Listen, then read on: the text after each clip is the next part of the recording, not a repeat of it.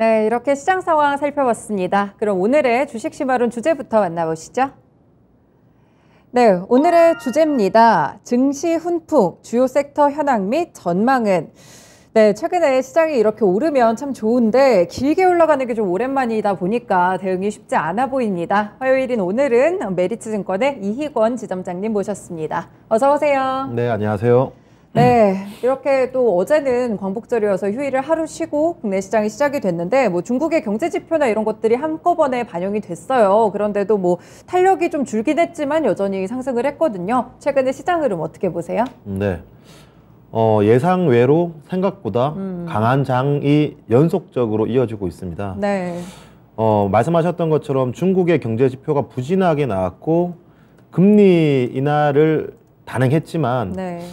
이번 금리 인하가 돈을 푼다라는 의미보다는 시장의 경기가 워낙 안 좋기 때문에 이 예상했던 금리 인하가 아닌 기습적인 금리 인하였다는 측면에서 분명히 시장에 악재로서 작용할 수 있는데 네. 그를 모두 흡수하는 상황이고요. 뿐만 아니라 지난주에 CPI가 7월달 CPI가 역시나 예상치를 하회하는 그런 우리 시장의 우호적인 CPI를 발표했습니다. 네. 어떻게 보면 호재의 노출이라고 볼 수 있죠. 네. 6월 CPI가 분명 쇼크 수준으로 나와서 시장이 빠져야 됐지만 빠지지 않고 그때부터 반등세를 이어갔는데 그 반등세는 7월 CPI가 좋게 나올 것을 선반영했다라고 볼 수 있습니다. 네. 그럼에도 불구하고 호재가 노출되었음에도 불구하고 시장은 상승세를 연속적으로 보이고 있습니다. 물론 그 내용을 본다라면 미국의 지수 상승 대비해서는 조금 아쉬운 부분이 있고요. 그리고 그 섹터 그리고 종목의 순환을 봤을 때도 다소 이 빈집 위주로 기습적으로 치고 가는 지수는 올라가지만 그에 비해서 이 아웃퍼폼 하기가 과거보다는 쉽지 않은 그런 장이기 때문에 네. 이 계좌별로 개개인별로 상대적인 수익률에 조금 그 힙이 엇갈릴 수 있는데 네. 그래도 시장이 바닥을 다졌다라는 큰 의미인 것 같고요. 분명 시장은 바닥을 쳤다고 볼 수 있습니다. 이번에 CPI가 컨센서스가 8.7%였는데 네. 8.5%가 나왔죠. 시장이 굉장히 환호했는데 사실 그 인플레이션이 YOY 기준으로 8.5%라는 건 굉장히 높은 수준이거든요. 네. 그리고 지금 물가가 피크아웃 했긴 했지만 과거 평균 대비한다면 그리고 최근 시장만 바라본다면 굉장히 높은 수준입니다. 하지만 그 상승세가 멈췄다는 것에 환호했고요. 시장이 그 부분을 반영해서 1000포인트 빠졌다라는 것을 선반영한 게 있습니다. 만약 네. 지수가 이 정도 빠지지 않았다면 이 정도 인플레이션으로 반영하지 않았겠죠. 그런데 선반영했다라는 게 의미를 두고 있고요. 여기에서 추가적으로 그럼 내가 정말 저점에서 주식을 팔았습니다. 또는 주식을 과감하게 많이 못 담았습니다 라고 하는 분들은 저는 지금 지수 저점 대비해서 10% 이상 지수가 올라온 레벨에서는 성급하게 호재가 노출된 상황에서 성급하게 매수하지는 않아도 된다. 적어도 매수 기회는 줄 것이라고 보고 있습니다. 왜냐하면 이 비용을 반영해야 되는 이미 이 물가 피크아웃에 대해서는 반영을 했지만 네. 이게 주가의 선반영으로 반영한 것이지 이 경기 지표 또는 기업들의 실적으로 반영된 부분이 아니기 때문에 이 바닥은 확인했대 급하지는 말자라는 게 저의 뷰이고요. 네. 과거의 인플레이션 사례를 보더라도 자, 한 개 그 월이 1월 한 개월이 지난 월 대비해서 피크아웃 했다고 하더라도 추세로 흘러가기까지 확인이 필요하거든요. 그렇죠. 그렇기 때문에 네. 1개월로 안심할 수 없기 때문에 연준의 정책은 선행적이기보다는 후행적이기 때문에 인플레이션을 쳤을 거야 네. 라고 해서 연준의 정책이 바뀌는 것이 아니라 인플레이션이 최종적으로 그들의 중립금리 아래로 내려가는 것을 이제 확인했을 때 정책을 변경하는 것이기 때문에 네. 연준의 정책이 바뀌고 그게 이 인플레이션이 경기 침체로 인해서 눌러지는 것을 확인을 해야 되거든요. 그렇기 때문에 지금은 다들 경기 침체가 올 것이다, 기술적인 경기 침체가 올 것이다라고 알고는 있지만 네. 그 눌러지는 과정이 필요하기 때문에 분명 개별 종목들의 치고받고가 굉장히 활발한 장입니다. 네. 이 지수 대비해서 삼성전자의 하이닉스의 반등이 작았기 때문에 삼성전자 하이닉스 시총 1, 2등 주식을 잡아놓고 네. 지수를 올렸다는 것은 그 외에 개별 종목들이 굉장히 화려했다는 의미거든요. 네. 하지만 그 화려한 시장 속에서 너무 성급할 필요는 지금 구간에서는 없다라는 게 포인트입니다. 네, 그렇군요. 바닥을 좀 터치했다는 의견은 주시지만 일단은 호재들이 다 노출이 됐기 때문에 좀 천천히 호흡을 가져가자라는 말씀을 주셨는데 중간에 매수 기회를 한번 준다고 하셨다는 부분은 그럼 한 번 더 한 차례 빠질 위험도 있다고 보시는 건가요? 뭐 빠진다라는 게 과거처럼 쌍바닥을 만들러 간다라고 보는 건 아니고요. 네. 분명 2200포인트, 2300포인트 갈 때는 이 스태그플레이션, 겪어보지 못한 스태그플레이션에 의한 특정 주체들의 파산, 연쇄적인 시스템 리스크를 감안한 가격이었습니다. 그래서 PBR 1배를 하회하기도 했죠. 근데 만약 IMF나 금융위기 같은 시스템 리스크가 없었더라면 그때는 당연히 매수할 기회였고, 지금은 지나보니 유럽의 그 스프레드 채권 가격 같은 경우에도 500bp 수준까지 하락했기 때문에 네. 분명 시스템 리스크의 가능성이 굉장히 작아졌기 때문에 저는 하락한다고 하더라도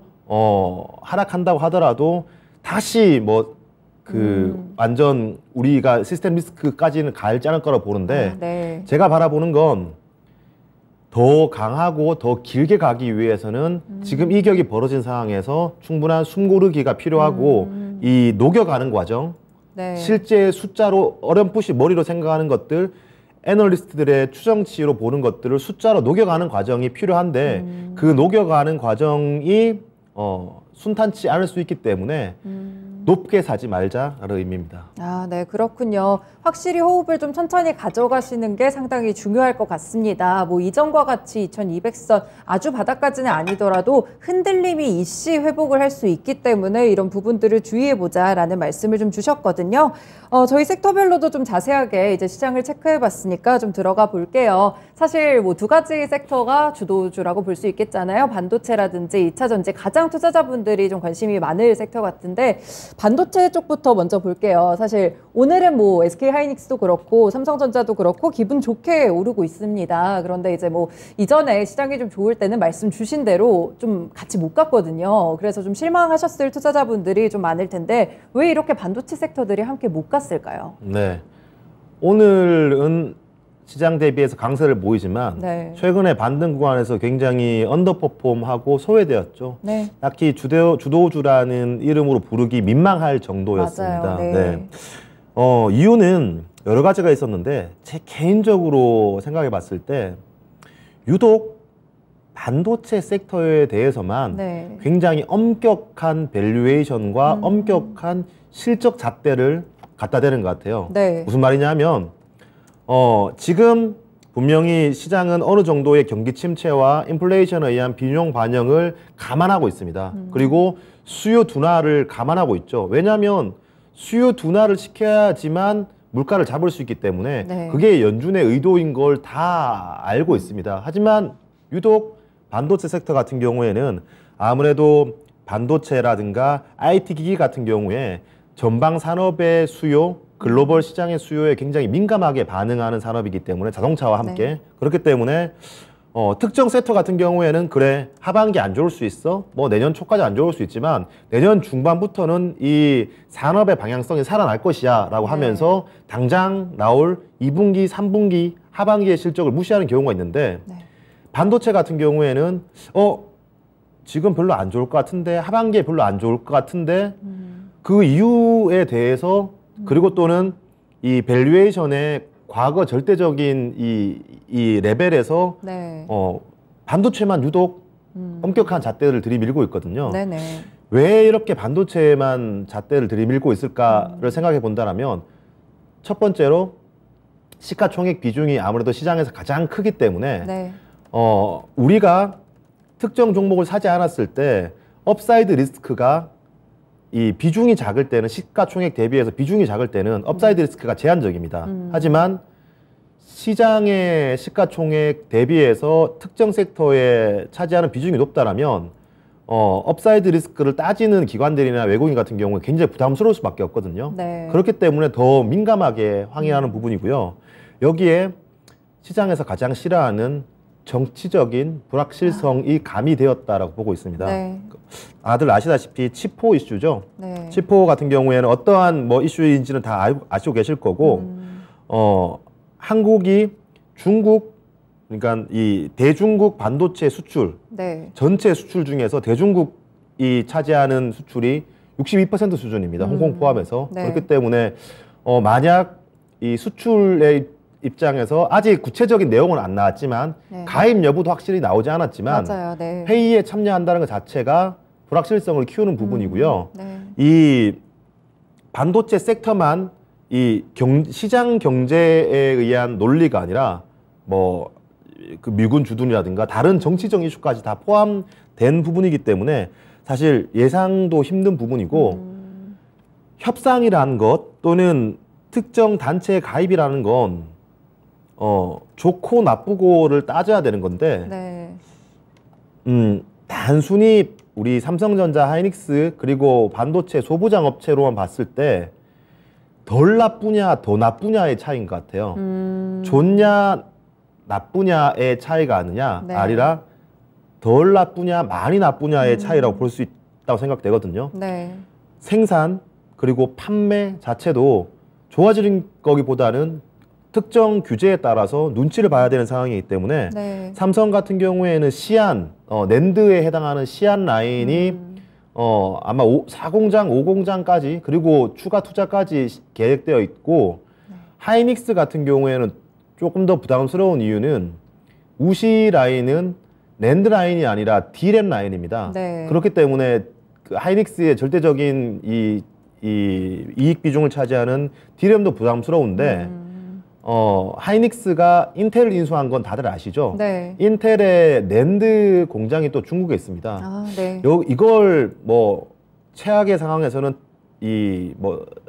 어떻게든 상각 처리해야 될 수 있는 부분도 네. 있고 여기에 추가 투자가 과거에 비해서 원활치 않다라는 것 자체가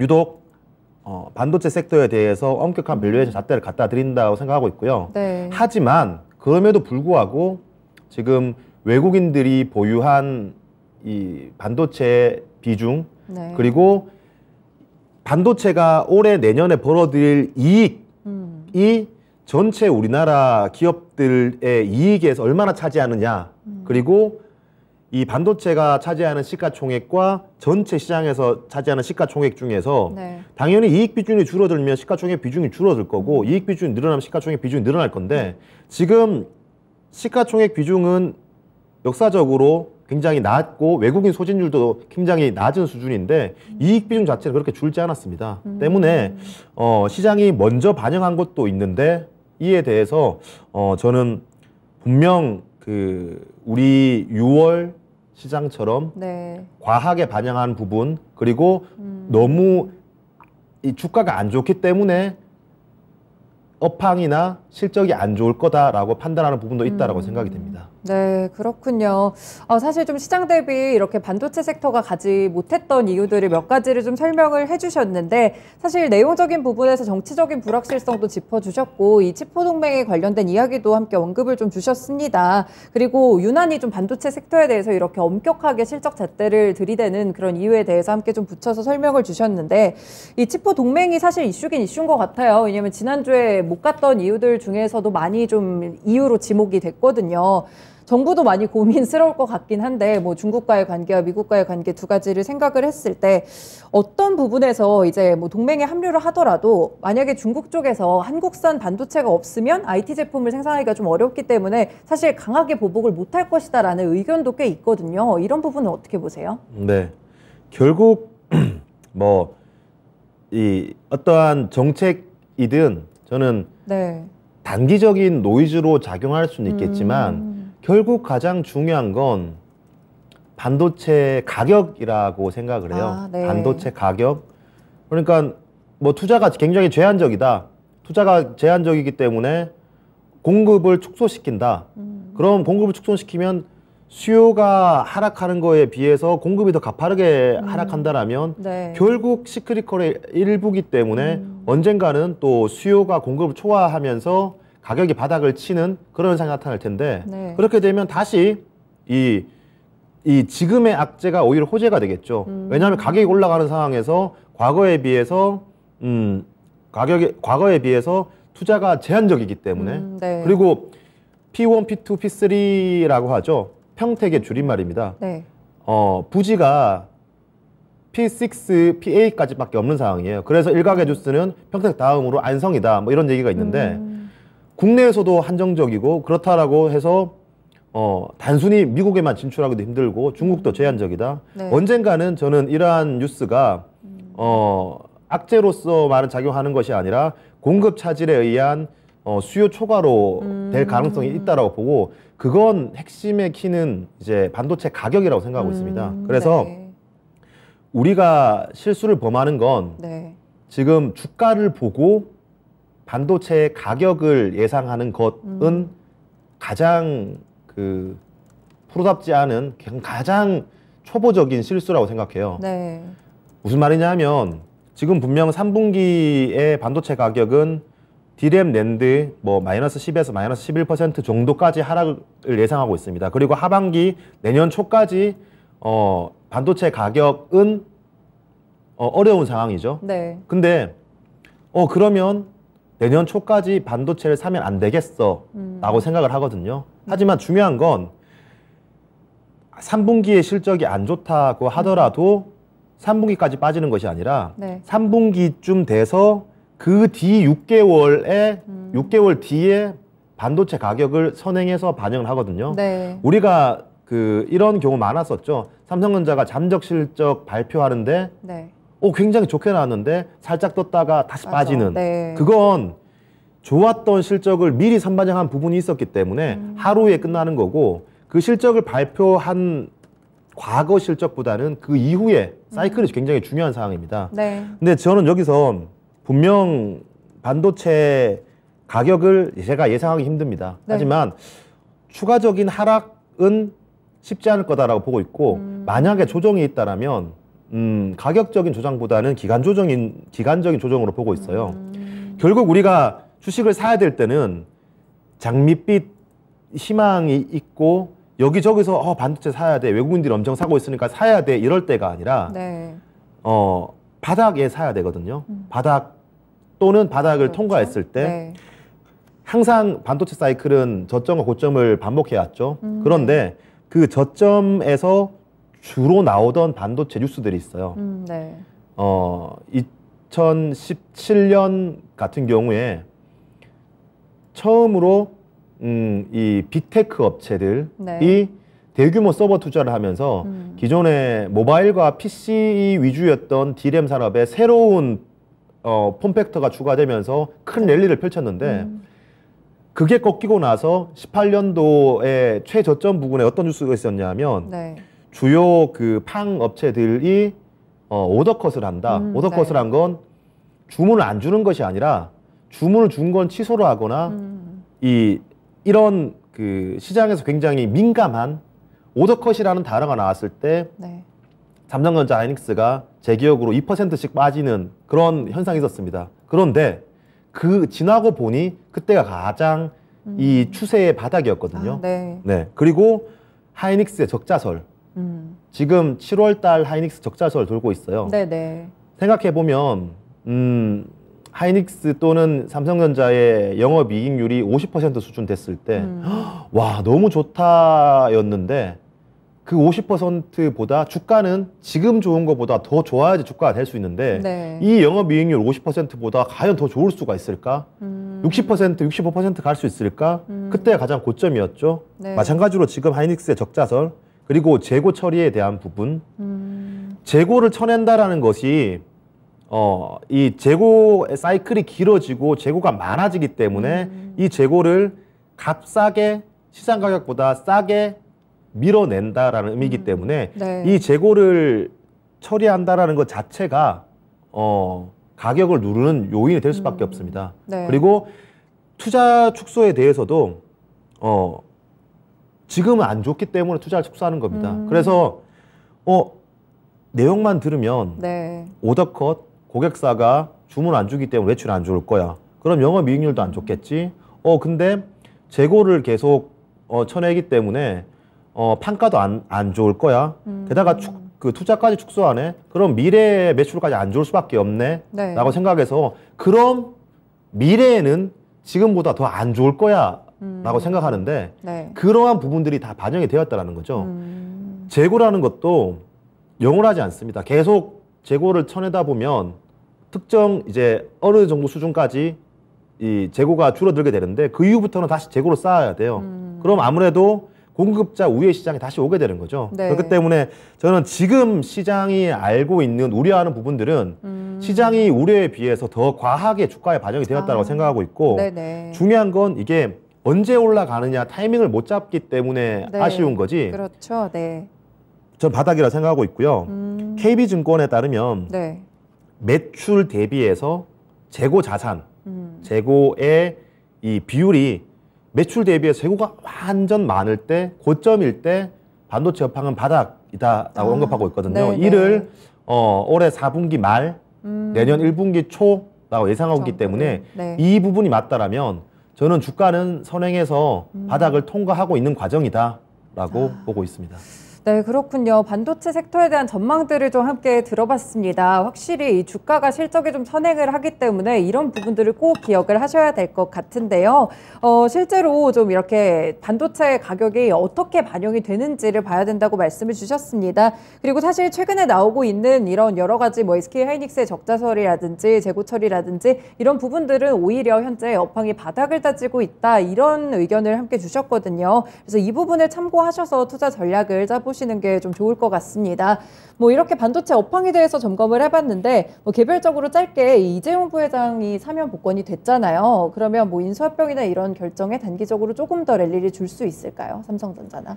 사실 이제 이재용 부회장 같은 경우에는 삼성전자를 다루시기보다는 네. 뭐 삼성그룹이시죠. 그렇기 네네. 때문에 이미 업황적으로 투자를 선언하기에는 쉽지 않은 상황인 거고 오히려 로봇이라든가 또는 네. 2차 전지에 대한 투자 의지를 굉장히 밝히셨습니다. 네. 때문에 투자의 수혜에 대해서도 저는 분명 뭐 사면에 대해서도 시장이 다 알고 있었고 네. 사면이 특별 사면이 나왔기 때문에 그건 저는 셀온더 뉴스 할 만한 일이라고 보여지고 있고 네. 셀온더 뉴스가 아니다고 하더라도 반도체 가격에 영향을 미칠 것이라고 보고 있지는 않습니다. 네, 그렇군요. 이런 개별적인 좀 섹터의 흐름으로 체크를 해보시면 될 것 같습니다. 네, 반도체도 봐드렸고 같이 관심이 좀 많으실 섹터죠. 2차 전지로 좀 넘어가 볼게요. 뭐 여전히 뭐 주도주 역할을 할까 하는데 앞으로도 2차 전지 계속 강할까요? 어떻게 네. 보세요? 저도 충분히 강할 것으로 보고 있고요. 결국 에코프로 BM 화재 났을 때 네. 그리고 뭐 이제 대주주의 미공개 정보 논란이 있었을 때가 가장 바닥이었습니다. 네. 그때가 급하신 분들은 탈출할 때 오히려 매수 기회였던 거고요. 2차 전지 전기차가 네. 얼마나 늘어나냐, 산업의 방향성이 꺾였느냐 안 꺾였느냐가 중요한데 그렇죠. 네.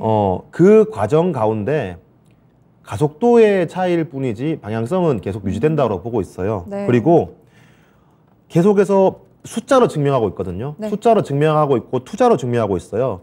기존에 투자를 많이 하던 우리가 알고 있던 에코프로 BM, LMF 뭐 이런 우리가 다 이제 알고 있는 그런 2차 전지 업체들도 투자를 지속하고 있고요. 네. 그렇기 때문에 25년, 26년의 실적을 당겨 쓰고 있습니다.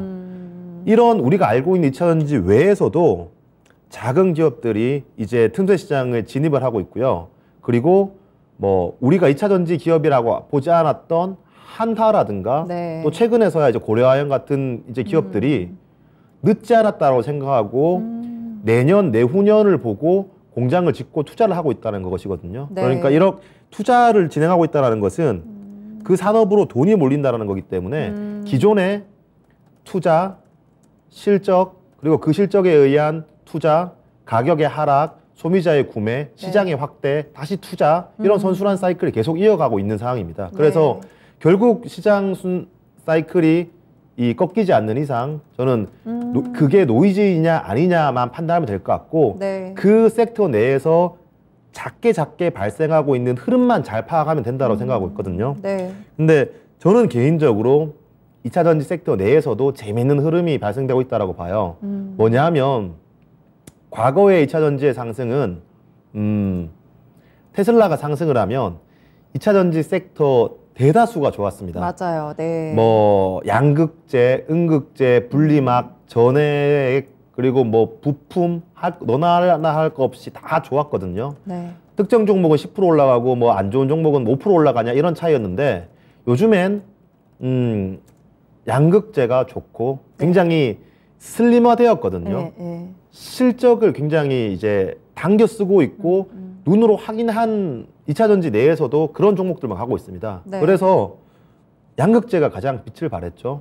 그리고 최근에 이제 포스코 케미칼이라든가 고려아연 같은 기업들 그리고 정말 작은 뭐 율촌화학이라든가 또 코스모 신소재 이런 코스모화학 같은 기업들 올라왔고 네. 그래서 지금 2차 전지 섹터 내에서도 이제는 다들 2차 전지 산업이 성장해가고 있다는 걸 다 알기 때문에 다들 에코프로나 LNF가 이제 2차 전지 그 회사라는 걸 다 알고 있기 때문에 알죠. 네. 다 알고 있다는 것은 어느 정도 포트폴리오에 찼다라고 있거든요. 그렇기 때문에 새로운 것들을 찾는 이런 과정들이 나타나고 있는데 이러한 차별화 움직임은 시장이 성장기에서 성숙기로 다가갈수록 계속 발생되는 흐름이다라고 보여주고 있고 네.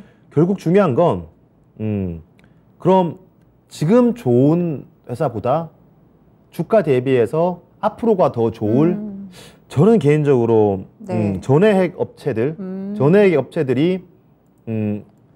다른 2차 전지 섹터 대비해서 약세를 보였어요. 네, 별로 주가가 맞아요. 오르는 게 없거든요. 그런데 하반기에는 주가보다는 실적이 좋을 것으로 보고 있습니다. 왜냐하면 이러한 실적의 차별화가 발생되었던 주된 이유는 양극재 업체들 같은 경우에는 소재의 비용 상승을 그 제품 가격에 반영할 수 있는 그런 기업들이었어요. 네. 그렇기 때문에 최근에 리튬 가격이 오르거나 그럴 때 오히려 제품 가격을 더 키워서 이익을 극대화시키는 상황이었거든요. 네. 그런데 원재료 상승의 비용을 제품 가격에 반영 못 시키는 그런 기업들도 있었어요. 네. 그렇게 되면 고정 가격이 체결되어 있는데 원재료가 올라가기 때문에 당연히 이익을 깎이게 될 수밖에 없죠. 대표적인 게 네. 전해액 업체거든요. 네. 동아 기업 Mchem 기업? 같은 경우인데 네. LIPF6일 거예요 아마. 네. LIPF6일 텐데 그게 상반기 때 굉장히 올라왔거든요. 그래서 고정된 가격에 이제 판매하기 때문에 울며 겨자 먹기로 높은 가격의 원재료를 사서 전해액을 네. 만들어서 팔아야 되기 때문에 향후에 캐파 투자도 많이 해 놓았는데 계속 적자를 보는 상황이었어요. 네. 그런데 지금 인플레이션이 피크를 찍었죠. 그리고 제품 가격이 굉장히 하락을 했습니다. 네. 이제는 저는 반대 현상이 발생될 수 있다고 봐요. 이를 주가가 선행했다라면 의미가 없겠지만 네. 주가가 다른 섹터의 다른 2차 전지 내에서 종목들에 비해서는 멈춰져 있고 하반기에는 오히려 낮아진 원재료에 의해서 이익이 그 상저하고가 될 거기 때문에 네. 저는 실적 대비해서 이 전해액 업체들의 주가가 좀 상대적으로 싸다라고 말씀을 드리겠고요. 네. 동아일렉트로라이트, 동아기업 같은 경우에 쉽게 얘기해서 과거에 에코프로 BM은 에코프로의 그냥 계열사였습니다. 네. 자회사였죠. 네. 그런데 에코프로 BM이 이제 그 상장하게 되었는데 지금 동아기업에 투자하시는 분들은 뭐 목재나 마루, 뭐 건자재 때문에 투자하기보다는 네. 동아일렉트로라이트 때문에 투자하시는 분들이거든요. 투자선지, 전해액 네. 업체. 근데 이 동아일렉트로라이트가 굳이 거래가 많이 되진 않지만 KOTC에 상장되어 있기 때문에 이를 장기적으로 보신다라면 저는 충분히 KOTC에 상장되어 있는 걸 투자하는 것이 맞다라고 보여져 있고 네. KOTC 그 굉장히 뭐 거래량도 없고 불편해요. 네. 그렇기 때문에 지금 싼 가격입니다. 네. 그렇기 때문에 저는 에코프로 BM을 2년, 3년 장에 사서 기다려서 크게 먹으신 그런 경험이 있으신 분들이라면 네. 동아일렉트로라이트 같은 경우에도 저는 하반기 실적을 본다라면 지금이 저점을 통과하는 단순히 지금 사서 매매로 팔 수 있는 거 아니에요. 네. 그런데 길게 보면 저는 조단위 시총을 넘어갈 종목이라고 자신 있게 네. 말씀드리겠습니다. 네, 그렇군요. 이렇게 좀 2차 전지 섹터는 산업이 확대를 하고 있는 상황입니다. 간단하게 말씀드리면 돈이 들어오는 산업이다라고 보시는데 이렇게 섹터에는 문제가 없는데 이제 종목에 대한 고르는 부분들이 상당히 중요하거든요. 여기서 이제 지점장님이 말씀해 주신 전액 업체들을 좀 집중을 해보시면 괜찮을 것 같아요. 실제 말씀을 주신 대로 다른 종목들 대비 최근에 좀 움직임이 좀 저조한 모습도 있었거든요. 동아기업과 엔캠 그리고 KOTC에 상장되어 있는 동아일렉트로라이트까지 정확하게 좀 짚어주셨습니다. 실제로 좀 조단위까지 갈 수 있다. 이렇게 좀 강한 멘트를 주셨으니까 눈여겨서 투자해보시면 또 좋을 것 같습니다. 네, 이렇게 오늘 반도체랑 2차 전지에 대해서도 이렇게 식견을 넓혀보는 시간을 가졌습니다. 오늘 말씀 잘 들었습니다. 고맙습니다. 네, 이렇게 오늘의 주식심화론에서는 최근에 시장의 반등에 대해서 이유를 좀 찾아봤고요. 그 가운데서 조금 약했던 반도체 그리고 잘 갔던 2차 전지 섹터 두 가지를 나눠서 좀 꼼꼼하게 살펴드렸습니다. 관심 많았을 섹터실 것 같은데 잘 봐드렸으니까요. 전략 세우시는데 좀 도움이 되지 않을까 싶네요. 네, 지금까지 투자 판단에 도움이 되는 여러 말씀들 전해드렸는데요. 특정 종목의 상승과 하락을 보장하지는 않습니다. 주식심화론 여기서 마치겠습니다. 고맙습니다.